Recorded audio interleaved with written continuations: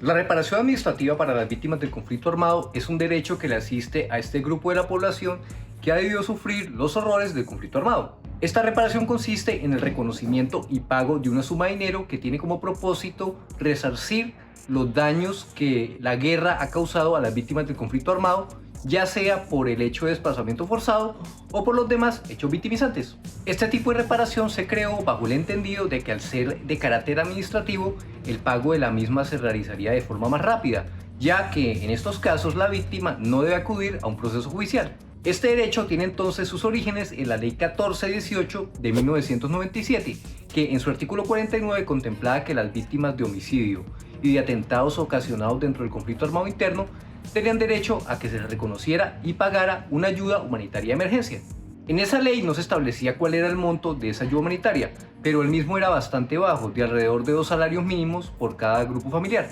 Como era evidente que esa ayuda humanitaria no bastaba para indemnizar a las víctimas, fue necesario expedir el decreto 1290 de 2008, con el cual se crea el programa de reparación individual administrativa para las víctimas del conflicto armado. Así, con el artículo 5 de ese decreto, se crea la indemnización solidaria para las víctimas del conflicto armado. Ese artículo es la base de la reglamentación de la indemnización administrativa que conocemos hoy en día, y allí también se establecían unos montos para pagar dependiendo del hecho del que fuera víctima la persona. Esa indemnización solidaria era pagada por la entidad que se conocía como Acción Social, y eso se mantuvo así hasta la entrada en vigencia de la Ley 1448 del 2011, que conocemos hoy como la Ley de Víctimas y de Restitución de Tierras. Con esa ley se mantuvo el derecho a la indemnización administrativa y se trasladó la obligación de su pago a la Unidad para la Atención y Reparación Integral a las Víctimas. Con esa nueva ley se conservó casi toda la reglamentación en lo que tiene que ver con el pago y la distribución de la indemnización administrativa,